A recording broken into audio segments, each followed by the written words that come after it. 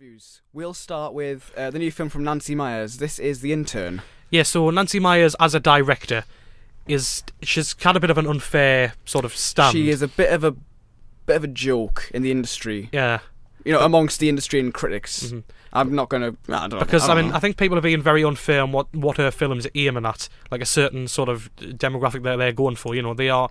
I mean, I've not seen any of her films, but the fact that they are slated so badly at times just seems to me really, really unfair. Especially given that she's worked with some top-class talent, you know. I mean, she's clearly got something to attach people of that calibre, even if they are, like, some of them maybe in the twilight of their years, like Alec Baldwin, who's in It's Complicated back in 2009, and like Robert De Niro in this new film. But, you know, it is unfair because, I mean, Peter Bradshaw especially gave it a 1-star review, and it was just basically... the whole review basically was just going on about how it was just more of the same. But, you know, is that a bad thing necessarily?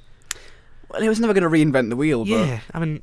obviously he's a massively respected opinion of it, like, as a critic. Depends who you ask. I mean, he's a great guy to read, but I just agree with him there because it seemed a bit harsh, really. And I do think she's had a bit of unfair flack.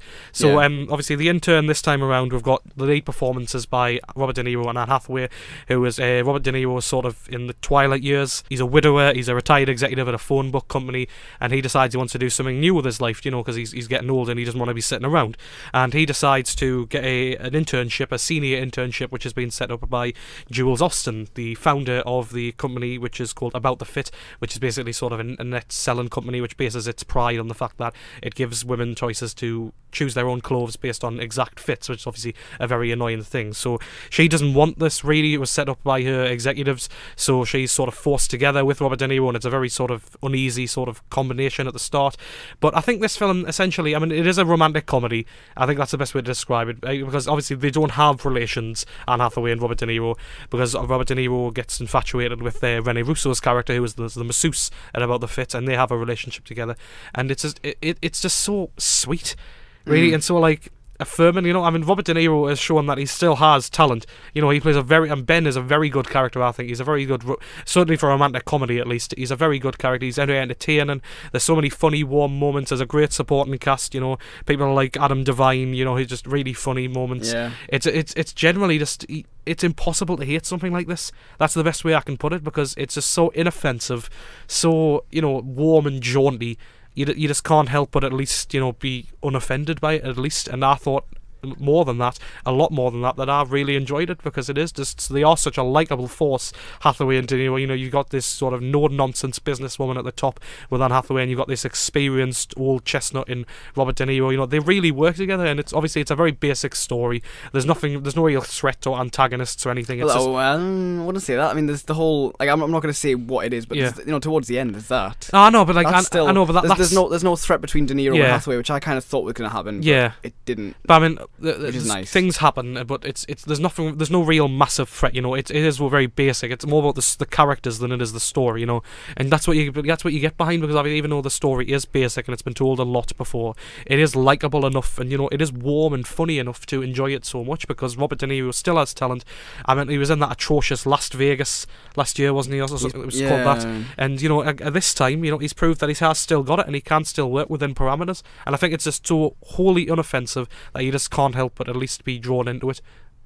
Yeah, that's the best way I can sum it up. It's honestly really exciting to see De Niro good, you know, actually looking like he cares about his role. Yeah. From the very off, you know, you can see that he's putting effort into it, which is really nice. Something that interesting that's been picked up, you know, a strong old character. As opposed exactly. That's a rare as opposed to something like The Visit, which, you know, reduced the old characters not to, like, just, you know, wrecks, basically, just like slobbering wrecks. Exactly, yeah. You've got Ben Whittaker here, who's, you know, he's strong, he's still got the, you know, attitude, and it's not one of those, like, a good positive attitude. It's not one of those films where it's like, oh, the young generation are coming, the old have nothing to offer. It's just sort of satirise the young generation quite nicely. There's some great humour in there, especially about the jokes that are relevant, you know, and it is very up to date, you know, it is relevant and funny, and they don't make fun of the old generation, you know, right, he's got wit, he's got charm, and he's got experience, and that's what Anne Hathaway's character needs, and together they help each other to enjoy themselves and sort of grow as people, and that's wonderful, because especially with that supporting cast, it is a fantastic little thing together. Doesn't Anne Hathaway look like Gillian Jacobs? Yes, absolutely. Shouldn't Gillian Jacobs have been in this film? Yes. My dear word, I've never wanted anything more. Yeah. Right? She doesn't get enough big roles. She doesn't but she's not exactly a household name yet. She's like indie quirky. And Hathaway has been in tons and tons of stuff. Les Miserables, Dark Knight Give Rises, somebody else a chance. So many. Yeah, she'll probably have a few cameos, and then you never know. She'll pop somewhere. I mean, she's been in a few films. Yeah, she does all right. But it would have been nice, wouldn't it? Yeah. But no, I agree. It was quite pleasant, wasn't it? Yeah, I really enjoyed it. And it seems like a decent date movie because obviously, like at the screening we were in, as is often the case now, just three lads having a good time. Yeah, it's always couples, isn't it? It's always couples. We've had paper towns where it was all girls. Why can't we just go to a cinema and feel 50 Shades of feel Grey. comfortable? I hate going to the cinema and feeling uncomfortable. Yeah. But then the film starts and it's kind of fine, isn't it? Yeah. It's the same with all of them. Like even 50 Shades, it wasn't that awkward when the film got. I mean, it was weird, but it wasn't awkward. The script's got so much vibe and sort of and wit about it. Is up to date and current, and that really melds well with that cast, and I think that's why it works. It got a bit like I know it goes a bit rom-com sappy at the end. The word I'd use is like squelchy, like it's a detour, and it's it knocks it off a little bit, but it's not bad. There were some interesting things. Was obviously Jules' husband's kind of like stay-at-home dad, so there's some little interesting things there, as well as the, like you were saying, with the new and the old. There's the little cool montage bit where De Niro's opening his briefcase. He has a briefcase. He's opening his briefcase, putting his pens down. A montage that I feel like I've seen so many times before, but it works. It works. That's pleasant. But overall it's meh.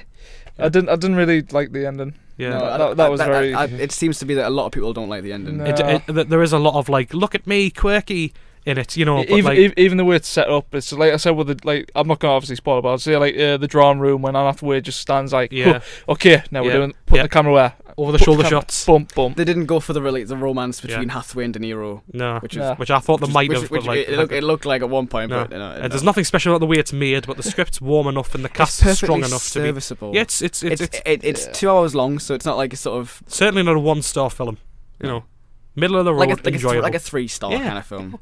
I think nothing to hate about. I think that's fair. On a good day. So The Intern is a 12A. It's in cinemas now.